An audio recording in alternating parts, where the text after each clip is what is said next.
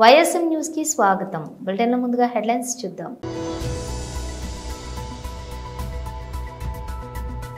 గుంటూరు జిల్లా అధ్యక్షులు మరియు మాజీ మంత్రి శ్రీ అంబటి రాంబాబు ప్రెస్ మీట్.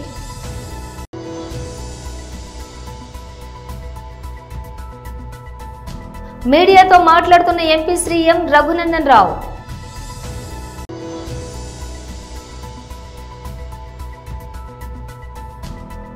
తెలంగాణ భవన్లో బీఆర్ఎస్ నాయకులు ప్రెస్ మీట్.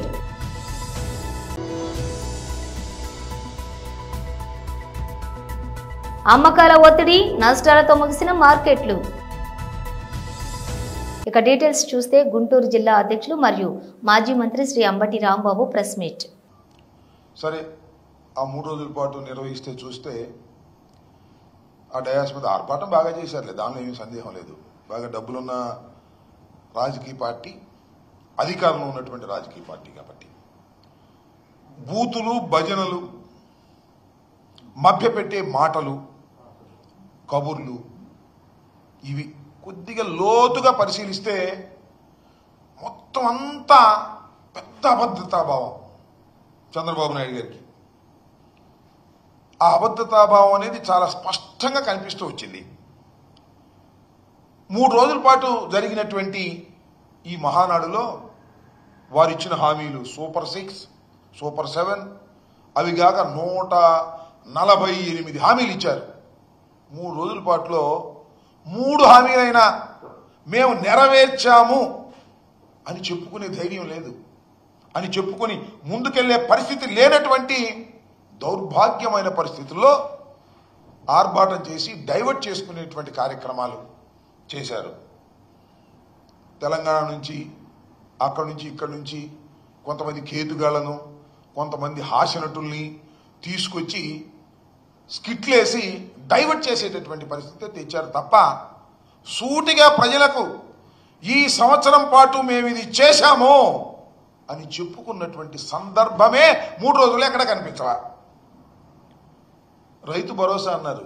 నేను మనవి చేస్తున్నా, చంద్రబాబు నాయుడు గారు రైతు భరోసా కింద సంవత్సరానికి 20,000 రూపాయలు అన్నారు. పోయిన సంవత్సరం ఇవ్వాల 20,000 రూపాయలు బాకీ రైతుకి, మళ్ళా ఈ సంవత్సరం ఇవ్వాలి, అది ఇవ్వాల. ఈ 40,000 ఎప్పుడు ఇస్తారు అనేది మహానాడులో ఎక్కడ చెప్పలా, చెప్పే ప్రయత్నం కూడా చేయలా.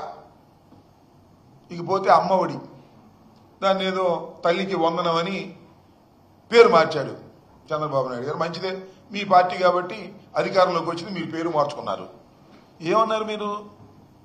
జగన్మోహన్ రెడ్డి గారు ఒక పిల్లవాడికే ఇస్తున్నాడు ఎంతమంది ఉన్నా, మేము అధికారంలోకి వస్తే ఒక పిల్లవాడు కాదు, ఎంతమంది పిల్లలుంటే అంత ఇస్తాం.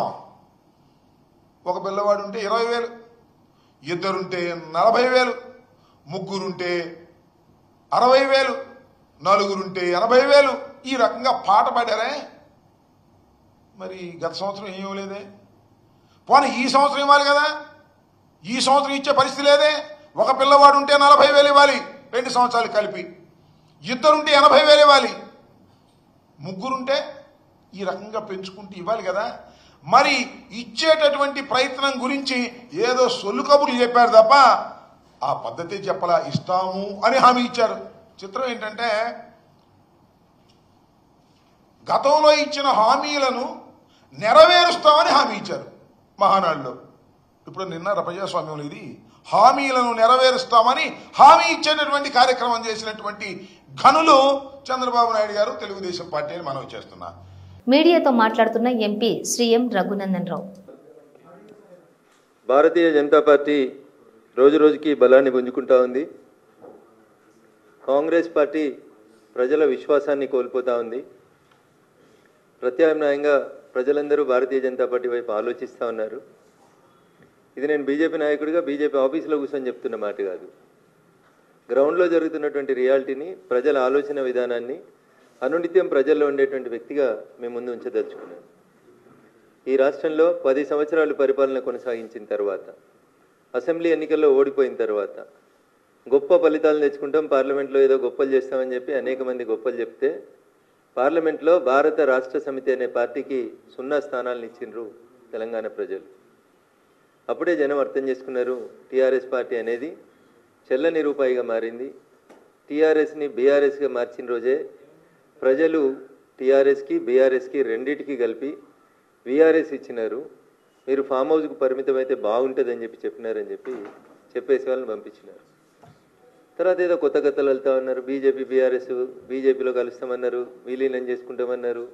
అట్లా అప్పుడప్పుడు జనాలలో ఉండేందుకు టీఆర్ఎస్ పార్టీ లేదా బీఆర్ఎస్ పార్టీ ప్రయత్నాలు చేస్తూ వచ్చింది.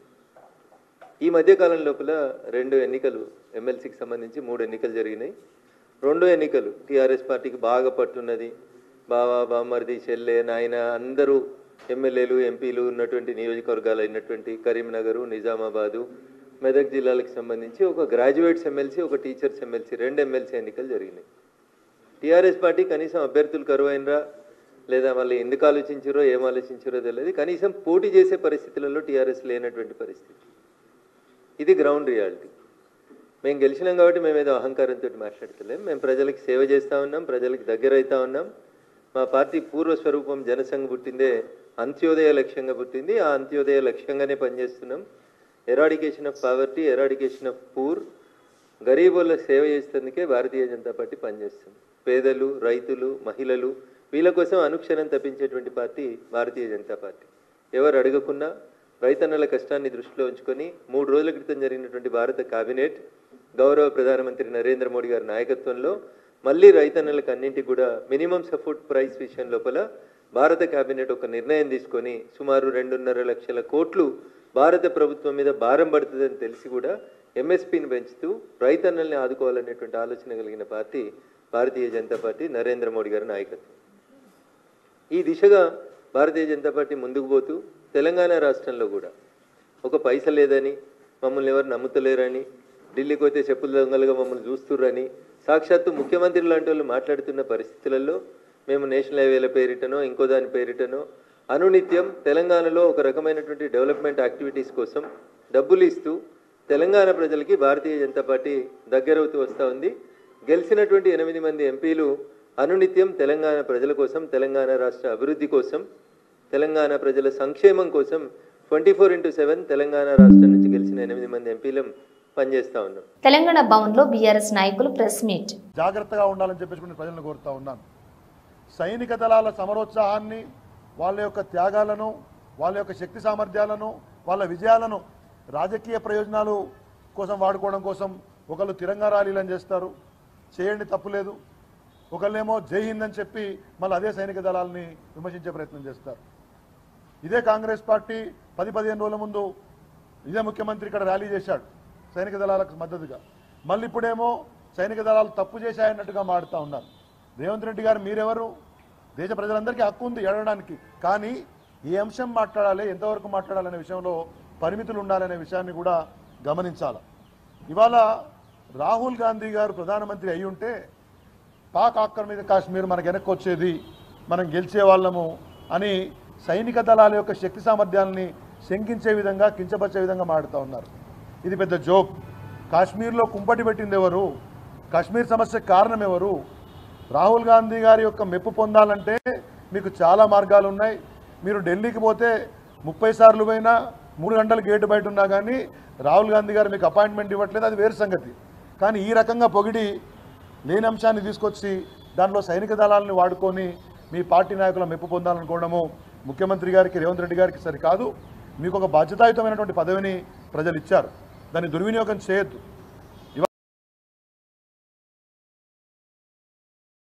ఎక్కడికో పోయింది. రాహుల్ గాంధీ ప్రధానమంత్రి కావాలన్నా, మోడీ గొప్పగా పనిచేసిండా, ఇదా మనకు కావాల్సింది?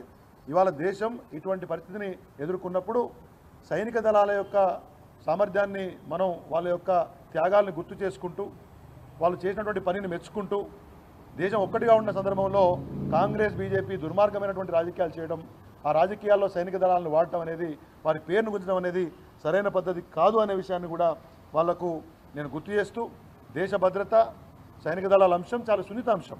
మాట్లాడేటప్పుడు బాధ్యతగా ఉండాలి. ఇటువంటి స్టేట్మెంట్స్ అయితే ముఖ్యమంత్రి గారు ఇస్తున్నారో, ఇవాళ కాంగ్రెస్ పార్టీ ఎటువంటి నాయకులను తయారు చేసి దేశం మీద గోలుతుందో, ఎటువంటి బాధ్యతారహితంగా ఉంటుందో మరి వాళ్ళ ప్రజలు గమనించాలని కోరుతూ, ఇటువంటి యొక్క వ్యాఖ్యలు భవిష్యత్తులో పునరావృతం కాకుండా కాంగ్రెస్ నాయకత్వం చూసుకోవాలి. ఈ తరహా విధానాన్ని బీఆర్ఎస్ పార్టీ తీవ్రంగా ఖండిస్తుందని కూడా మీ ద్వారా తెలియజేస్తా ఉన్నాను. దేశీయ స్టాక్ మార్కెట్ సూచీలు ఈ రోజు నష్టాలతో ముగిశాయి. అంతర్జాతీయ మార్కెట్ల నుంచి అందిన బలహీన సంకేతాలతో ఉదయం నష్టాలతో ప్రారంభమైనప్పటికీ కొన్ని ప్రధాన షేర్లలో కొనుగోళ్ల మద్దతుతో కాసేపు లాభాల బాట పట్టాయి. అయితే ఆటో, ఐటీ, మెటల్ రంగాల షేర్లతో అమ్మకాలు వెల్లువెత్తడంతో సూచీలు తిరిగి నష్టాల్లోకి జారుకున్నాయి. ఈ రోజు ట్రెండింగ్ ముగిసే సమయానికి సెన్సెక్స్ 182 పాయింట్లు నష్టపోయి 81,451 వద్ద స్థిరపడింది. నిఫ్టీ కూడా 82 పాయింట్ల నష్టంతో 24,750 వద్ద ముగిసింది. సెన్సెక్స్ 30 సూచీలో HCL Technologies, Tech Mahindra, Infosys, Asian Paints, NTPC, Sun Pharma, Nestle India, Tata Steel, Mahindra and Mahindra power grid corporation, TCS షేర్లు ప్రధానంగా నష్టపోయిన వాటిలో ఉన్నాయి. మరోవైపు HNL, SBI, HDFC bank, L and T, Bajaj Finserv షేర్లు లాభాలను ఆర్జించాయి. ఇక డాలర్తో పోలిస్తే రూపాయి మార్కం విలువ 85.57 వద్ద ముగిసింది. అంతర్జాతీయ మార్కెట్లో బ్రాండ్ క్రూడ్ ఆయిల్ బ్యారెల్ ధర $64.41 వద్ద ట్రేడ్ అవుతూ ఉండగా బంగారం ధర ఔన్స్కు $3,296 వద్ద కొనసాగుతోంది. కాంగ్రెస్ పార్టీ కార్పొరేటర్ వేధింపులు తాళలేక బోరబండ బీఆర్ఎస్ మైనారిటీ సెల్ అధ్యక్షులు సర్దార్ ఆత్మహత్య చేసుకోవడం చాలా బాధాకరమని కూకట్పల్లి ఎమ్మెల్యే మాధవరం కృష్ణారావు, హైదరాబాద్ మహానగర్ లో కాంగ్రెస్ పార్టీ నేతలు గల్లీకో లీడర్ వసూళ్లకి పాల్పడుతున్నారని ఆయన ఆరోపించారు. తమ ప్రభుత్వంలో ఎక్కడ కూడా ప్రజలను ఇబ్బందులు పెట్టలేదని, ఉచితంగా భవన నిర్మాణం చేపట్టేలా చర్యలు తీసుకున్నామని అన్నారు. ప్రతి సోమవారం నిర్వహించే ప్రజావాణిలో ఫిర్యాదు చేయడంతో వసూళ్లు మొదలు పెడతారు అని, వారికి అధికారులు సైతం చేతులు కలపడం, ఇలా బాధితులు ఇబ్బంది పెట్టడం రోజువారీ చర్యగా మారిపోయింది అని అసహనం వ్యక్తం చేశారు. ఫతేనగర్లో నూతన ఫ్లైఓవర్ నిర్మాణానికి కేటీఆర్తో కలిసి శంకుస్థాపన చేసి నిధులు విడుదల చేస్తే ఈ ప్రభుత్వం రాగానే వాటిని విస్మరించారని పేర్కొన్నారు. ఇప్పుడు మెట్ట మార్గం కూలిపోవడంతో ఇద్దరికి గాయాలయ్యాయి. కానీ ఎప్పటికైనా ప్రభుత్వం వెంటనే స్పందించి నూతన నిర్మాణం బ్రిడ్జి దగ్గర చేపట్టకపోతే నిరాహార దీక్ష చేస్తామని ఎమ్మెల్యే హెచ్చరించారు. 50 గజాలలో ఇల్లు కట్టుకుంటూ ఉంటే కాంగ్రెస్ సంబంధించినటువంటి వారు, విచిత్రం ఏంటంటే పాత కాంగ్రెస్ సంబంధించినటువంటి వాళ్ళు ఎవరు కూడా ఈ రకంగా చేయట్లేదు.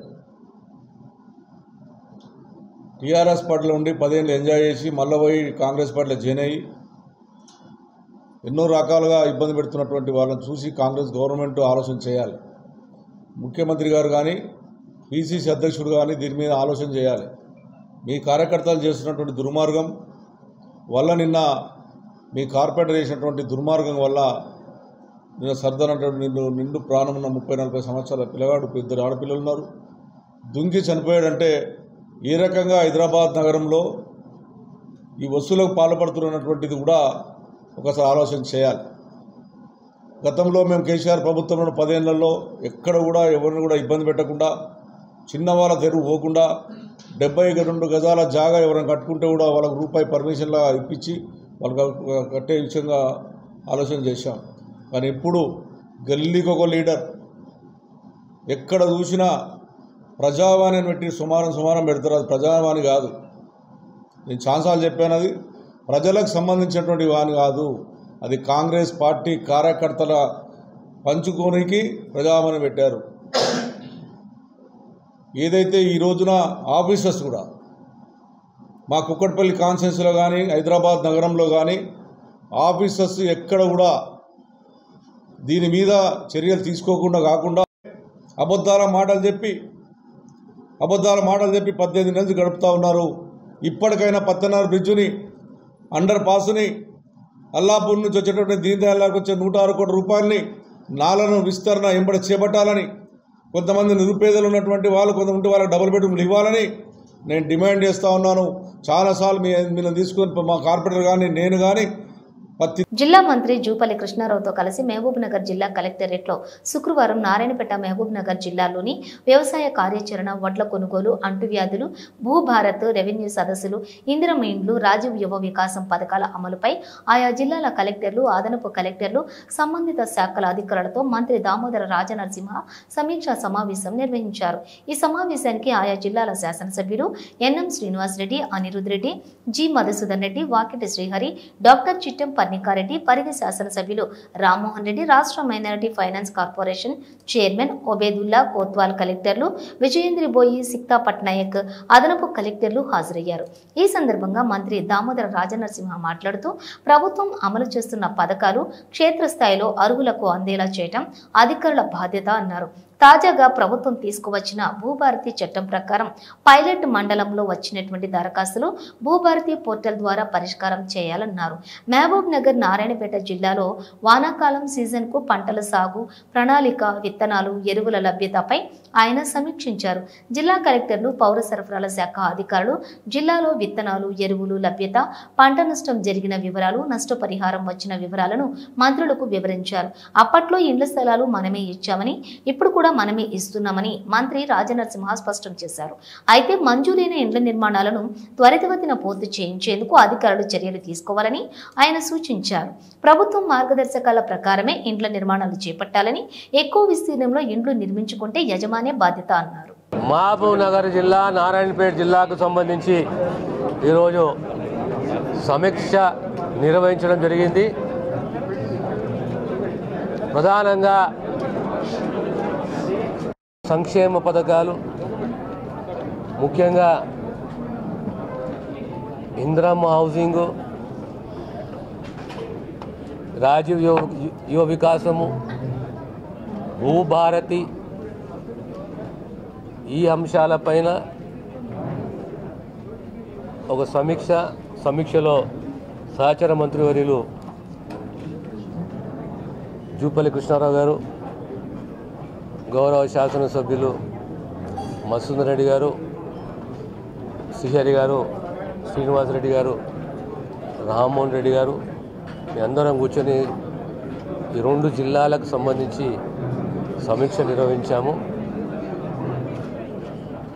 జూన్ 2న అఫీషియల్గా ప్రోగ్రాం నిర్వహించాలి. ఇందిరమ్మ ఇళ్ల లబ్ధిదారులకు శాంక్షన్ పత్రాలు ఇవ్వాలి.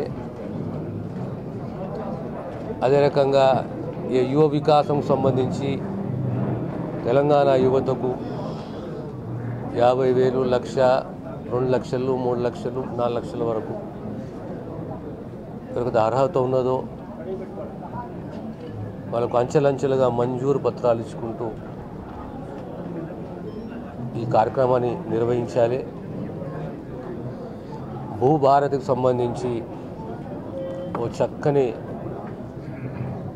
ROR చట్టాన్ని తీసుకురావడం జరిగింది. కడప జిల్లాలో మైలవరంలోని 5 రోజుల కిందట అభం శుభం తెలియని చిన్నారిని కిరాతకంగా అత్యాచారం చేసి హత్య చేసిన మానవ మృగంను కఠినంగా శిక్షించాలని జనసేన నేత గుణకల కిషోర్ డిమాండ్ చేశారు.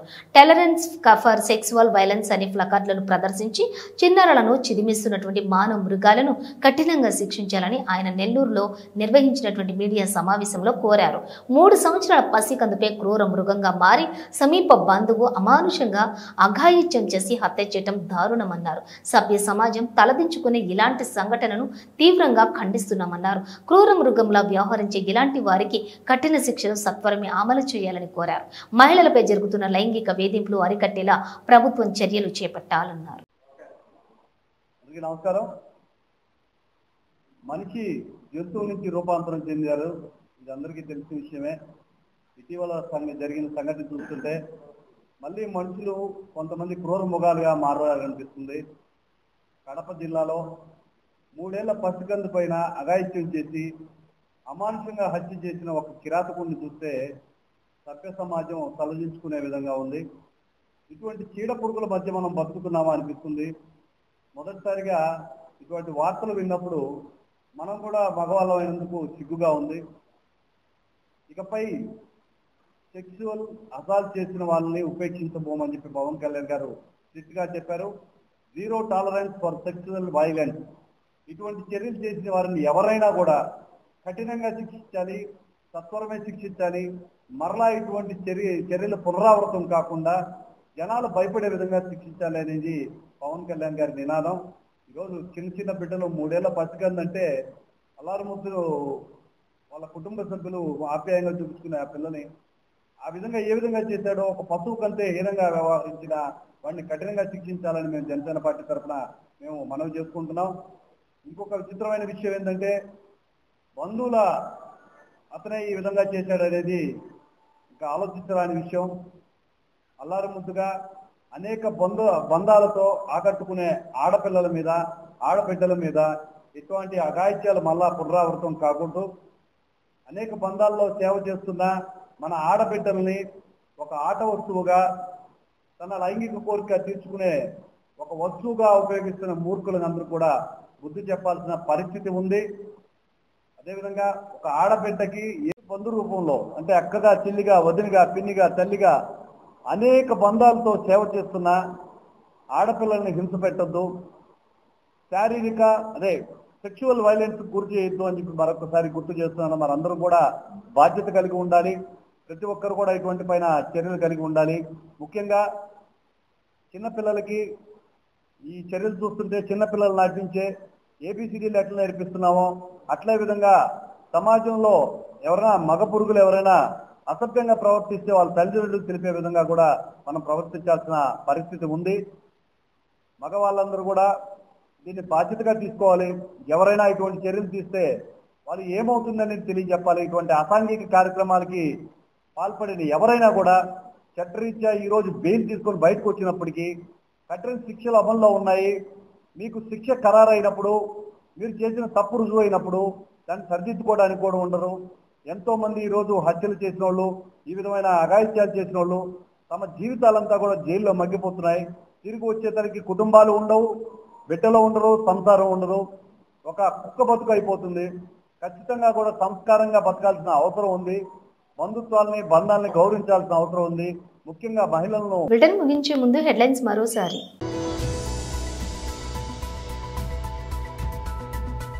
గుంటూరు జిల్లా అధ్యక్షులు మరియు మాజీ మంత్రి శ్రీ అంబటి రాంబాబు ప్రెస్ మీట్.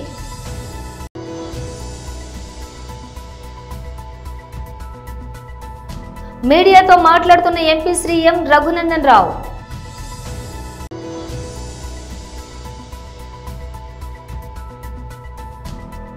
తెలంగాణ భవన్లో బీఆర్ఎస్ నాయకులు ప్రెస్ మీట్.